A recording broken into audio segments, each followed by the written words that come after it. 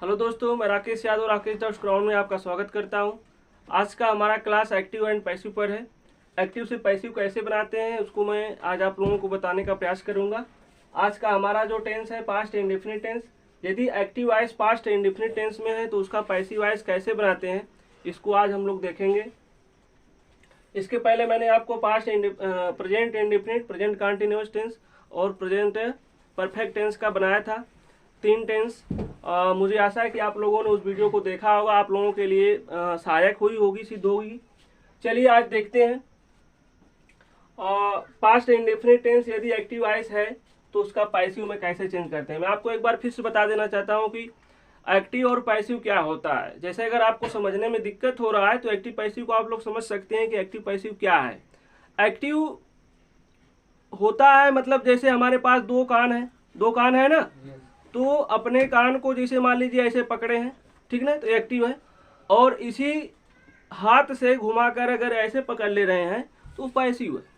यानी चाहे कान को इधर से पकड़िए चाहे इधर से घुमा के पकड़िए, दोनों एक ही चीज़ है कि नहीं है। तो कहने का मतलब ये है कि एक्टिव जैसे मान लीजिए मैं साइकिल चलाता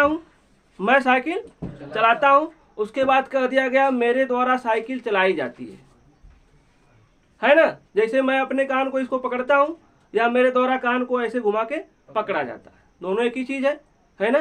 तो कहने का मतलब यह है कि एक्टिव भी वही है और पैसिव चाहे कान को इधर से पकड़िए चाहे इधर से पकड़िए, दोनों एक ही चीज है। यानी आपके अर्थों में कोई चेंजिंग नहीं आएगी, जो भी है चीज वही है। एक्टिव मैं कहूंगा या पैसिव कहूंगा, दोनों एक ही चीज है। मतलब मेरे द्वारा कही गई चीजें जिसमें कर्ता को प्रधानता दी जाती है वो एक्टिव हो जाता है, और जिसमें कर्म को प्रधानता दी जाती है वो पैसिव हो जाता है, ठीक ना। चलिए, अगर आपको वाक्य पास्ट इंडेफिनिट टेंस में है तो पास्ट इंडेफिनिट को कैसे जानेंगे। यह ऑलरेडी आपका मेन वर्ब का सेकंड फॉर्म रहेगा।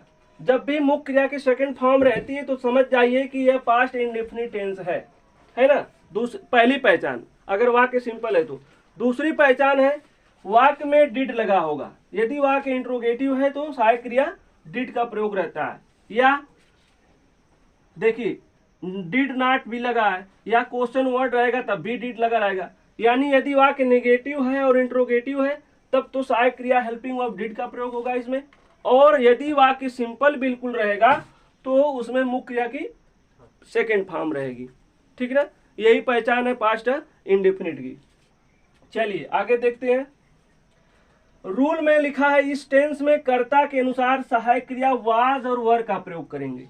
यदि आपका सब्जेक्ट जो है सिंगुलर है, एक वचन है, तो पैसिव वॉइस बनाते समय वाज का प्रयोग करेंगे। आपको वाज और वर इसमें नहीं मिलेगा। जब पैसिव वॉइस बनाओगे तब वाज वर का प्रयोग करेंगे। मैं आपको बार बार बता रहा हूं कि इंडेफिनिट में आपको कुछ और रहेगा, लेकिन जब पैसिव वॉइस बनाओगे तो अगले टेंस में बनाओगे, ठीक ना। इंडेफिनिट में सहायक क्रिया नहीं रहेगी, वो उसके अगले टेंस में जो है पैसिव वॉइस बनती है, ठीक ना। तो इसमें देखिए सब्जेक्ट में इसमें जो है हेल्पिंग वर्ब आपकी डिड है ना, तो क्रिया का सेकंड फॉर्म है। लेकिन जैसे ही पैसिव वॉइस करोगे तो सहायक क्रिया वाज और वर का प्रयोग होगा, ठीक ना। यदि सिंगुलर जो है सब्जेक्ट होगा तो वहां पे वाज का प्रयोग करेंगे, प्लूरल रहेगा तो वर का प्रयोग करेंगे। तो चलिए आइए चलते हैं, बनाते हैं। पहले यहां पर देख लीजिए, सबसे पहले किसका प्रयोग करोगे। वाक्य आपको मिल गया, यहाँ पे वाक्य मिल गया है। अब इसमें हमको ढूंढना है कि ऑब्जेक्ट क्या है। ऑब्जेक्ट को ढूंढेंगे। ऑब्जेक्ट देखिए, he helped me today. He means उसने, हेल्प्ड मी सहायता की, मी माने मेरी, टुडे माने आज। उसने मेरी सहायता की। तो सहायता किसने की? उसने की। किसकी की? मेरी की। तो ऑब्जेक्ट मैं हूं, मेरी सहायता उसने की, तो ऑब्जेक्ट को इधर कर लीजिए। पहले समझ लिया करिए कि ऑब्जेक्ट है कौन, ठीक ना। तो मैंने आपको बताया है जब इधर मी रहता है तो इधर आके क्या हो जाता है, आई हो जाता है, ठीक ना। चलिए, तो मी को पहले इधर ले आते हैं, ये आई हो जाएगा। अब बताइए आई के साथ वाज लगेगा कि वर लगेगा।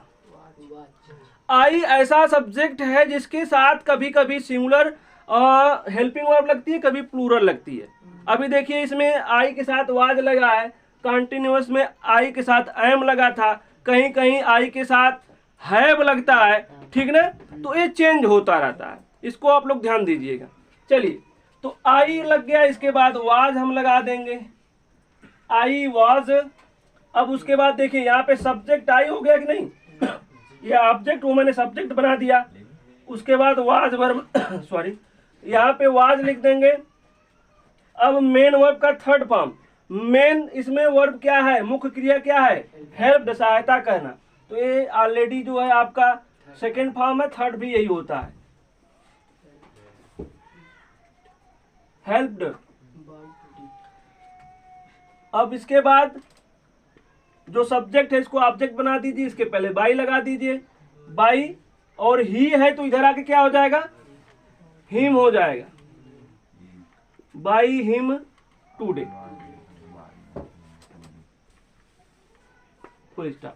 ठीक है, मैंने देखिए सब्जेक्ट को ऑब्जेक्ट को सब्जेक्ट बना दिया, इसके अनुसार सहायक क्रिया वाज वर लगाना था तो आई के साथ मैंने वाज लगा दिया। मुख्य क्रिया की थर्ड फॉर्म लिखनी थी, यहाँ पे मैंने मुख्य क्रिया लिख दिया। ध्यान से देखिए, उसके बाद अब जैसे ऑब्जेक्ट को आप सब्जेक्ट बनाए हैं तो सब्जेक्ट को ऑब्जेक्ट बना दिया जाता है। तो यहाँ पे ही है तो इधर आके हिम हो जाएगा। ठीक है ना, इसके पहले बाई लगा देंगे और टुडे को कॉपी कर लेंगे। क्लियर है? चलिए यहाँ आते हैं, यह वाक्य नकारात्मक है। मैंने बताया जब भी एक्टिव वॉइस नकारात्मक है तो पैसिव वॉइस भी नकारात्मक होगा। चलिए यहाँ भी देखते हैं कि ऑब्जेक्ट क्या है, you did not help me yesterday, तुमने मेरी सहायता, तुमने कल मेरी सहायता नहीं की, तुमने कल मेरी सहायता नहीं की। चलिए देख लेते हैं, यहाँ पर क्या है, मी लगा हुआ है तो यहाँ पे हो जाएगा आई। दिख रहा है कि नहीं भाई? चलिए मी का यहाँ पे हो जाएगा आई, इसकी अब फिर जो है यहाँ पे आई लगा था तो यहाँ भी आई है, सहायक क्रिया वही हो जाएगा आई के साथ वाज, है ना। अब देखिए सहायक क्रिया के बाद यहाँ नॉट लगा तो यहाँ भी हो जाएगा नॉट, आई वाज नॉट। अब देखिए यहाँ पे जो है मुख्य क्रिया के सेकंड फॉर्म था, यहाँ पे फर्स्ट फॉर्म है। बताइए क्या अंतर है, क्यों अंतर है? जब भी वाक्य में डिड रहेगा तो हमेशा डिड के साथ क्रिया का फर्स्ट फॉर्म होता है, ध्यान रहे। जब भी पास्ट इंडेफिनिट में डिड है तो डिड के साथ हमेशा क्रिया का फर्स्ट फॉर्म यूज होता है, और अगर डिड हट जाएगा तो यहाँ सेकंड फॉर्म यूज होता है, ध्यान रहे। तो इसीलिए यहाँ पे फर्स्ट फॉर्म है, यहाँ पे सेकंड फॉर्म, यहाँ डिड नहीं इसलिए हेल्प है, यहाँ पे डिड है इसलिए हेल्प है। तो यहाँ पे हमको थर्ड फॉर्म लिख देना है, हेल्प्ड, आई वाज हेल्प्ड, है ना, किसके द्वारा, यू, बाय यू एस्टरडे। चलिए ठीक ना, कुछ छूट तो नहीं रहा है ना। चलिए आगे देखते हैं, did you call Hari last Sunday, did you call Hari last Sunday. यहाँ पे आप देख पा रहे हैं कि पहले हेल्पिंग वर्ब का यूज हुआ है। जब भी पहले हेल्पिंग वर्ब लगता है तो क्या से वाक्य प्रारंभ है, डिड पहले लगा है तो समझ लीजिए वाक्य क्या से प्रारंभ है। यहाँ पे क्वेश्चन मार्क आप लोग देख पा रहे हैं, यह इंट्रोगेटिव फर्स्ट टाइप का है, ठीक ना। तो यहाँ डिड लगा है यू के अनुसार, तो आपको भी पता हो जाना चाहिए कि जब पहले सहायक क्रिया लगा है तो तुम भी पहले सहायक क्रिया ही लगाओगे, वाज और वर्ब, ठीक ना। यहाँ यू के अनुसार डिड लगा है, अब आपको वाज वर्ब पहले लिखना है लेकिन इसके कर्ता के अनुसार। बताइए क्या तुमने हरी की, did you call Hari last Sunday, क्या तुमने पिछले रविवार को हरी को बुलाया। तो यहाँ पे तुमने बुलाया, किसको बुलाया, हरी को। तो हरी यहाँ पे क्या हो गया भाई, ऑब्जेक्ट हो गया इसका, तो इधर लाएंगे तो सब्जेक्ट हो जाए। तो हरी के अनुसार बताइए मैं वाज लिखूं कि वर लिखूं, सब्जेक्ट एक वचन है तो वाज हो जाएगा, वाज हरी। बात ना करो भाई, कौन बात कर रहा है, वाज हरी। अब देखिए सहायक क्रिया के बाद सब्जेक्ट लगा है, अगर आपको पैसिव वॉइस में करना है तो ये इस पहले सहायक क्रिया पहले हो जाएगा, सब्जेक्ट बाद में हो जाएगा। अगर नेगेटिव है सब्जेक्ट के बाद नॉट हो जाएगा और मेन वर्ब की थर्ड फॉर्म, ज्यादा अंतर नहीं है। तो पहले मैंने सब्जेक्ट हेल्पिंग वर्ब लिख दिया हरी, उसके बाद क्या लिखना, अगर यहाँ पे निगेटिव होता तो यहाँ नॉट लिख देता, लेकिन नहीं है तो यहाँ पे मुख्य क्रिया की third form, was Hari called, was Hari called. अब किसके द्वारा, यू, बाय यू, है ना, लास्ट संडे।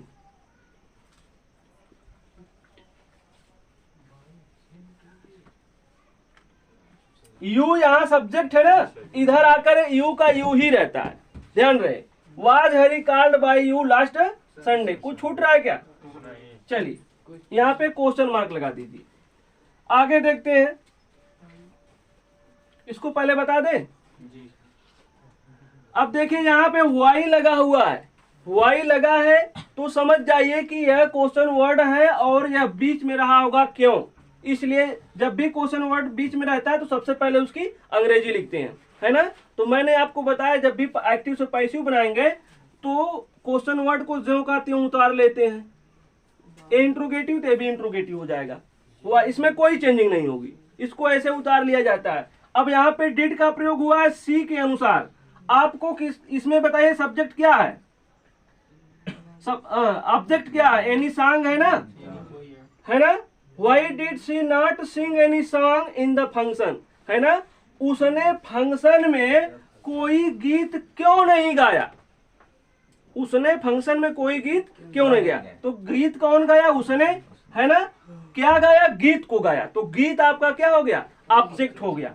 तो चलिए यहाँ पे वाई लिख दिया मैंने, फिर वाई। अब बताइए एनी सॉन्ग सब्जेक्ट जब बना रहे हो तो एनी सॉन्ग के साथ वाज लग जाएगा क्योंकि एक वचन एनी सॉन्ग है। Why was any song, why was any song. अब सब्जेक्ट के बाद नॉट लिखना आपको, नॉट, है ना। सिंग, सिंग का थर्ड फॉर्म लिखना है। सिंग का थर्ड फॉर्म क्या हो जाएगा? सिंग, सेंग, संग। ध्यान रहे ऐसे रूप चलता है ना। पास्ट पार्टिसिपल हो जाएगा यहाँ पे संग, SUNG। Why was any song not संग, किसके द्वारा भाई? By her. सी का इधर आके हर हो जाएगा और इन द फंक्शन है तो इसको जो का त्यों लिख देंगे, in the function. Question mark लगा दीजिए। कोई दिक्कत है किसी को तो बताइए आप। चलिए आगे चलते हैं। अगला वाक्य है और लास्ट है, हु टाट यू उर्दू। हु टाट यू उर्दू। हु मीन्स कौन, टाट माने पढ़ाया सिखाया, यू माने तुम्हें, उर्दू मीन्स उर्दू। तुम्हें उर्दू कौन पढ़ाया? तुम्हें उर्दू कौन पढ़ाया? तो चलिए मैं आपको बताया हूं जब भी एक्टिव वॉइस में हु शब्द आता है तो इसका जब भी पैसिव वॉइस बनाते हैं तो बाई हुम का प्रयोग करते हैं, क्योंकि हु। अब देखिए तुम्हें उर्दू कौन पढ़ाया, तो पढ़ाने वाला काम किसने किया? कौन? पूछ रहा है कौन किया। तो अब सब्जेक्ट के पहले ही तो बाई का प्रयोग करते हैं ना, तो कौन ही सब्जेक्ट इसमें है और इसके पहले ही आपको बाई करना है। तो हो जाएगा यहाँ पे पहले ही बाई हुम। हु को हुम में कन्वर्ट कर देंगे। ध्यान रहे जब भी हु से प्रयोग है तो बाई हुम लग जाएगा, बाई हुम। क्वेश्चन वर्ड हो गया। आप सहायक क्रिया लिख लीजिए, है ना। बाई हुम। अगर अब देखिए इसका दो टाइप से वाक्य बनेगा, मैं अभी दोनों करके आपको बता दे रहा हूं। यदि ऑब्जेक्ट यू को लेकर बनाओगे, जैसे देखो तुम्हें उर्दू कौन पढ़ाया, तो कौन तो सब्जेक्ट हो गया और तुमको पढ़ा रहा है तो इसलिए यू जो है ऑब्जेक्ट हो गया। तुमको पढ़ाने काम कर रहा है किसी के द्वारा ना, तो यहाँ पे यू जो है ऑब्जेक्ट हो गया। तो यू को लेकर बनाओगे तो दूसरे ढंग से बनेगा। और देखिए उर्दू किसने पढ़ाया, तो उर्दू भी यहाँ पे ऑब्जेक्ट है, एक डायरेक्ट ऑब्जेक्ट है एक इनडायरेक्ट, ऐसे करके कर सकते हो।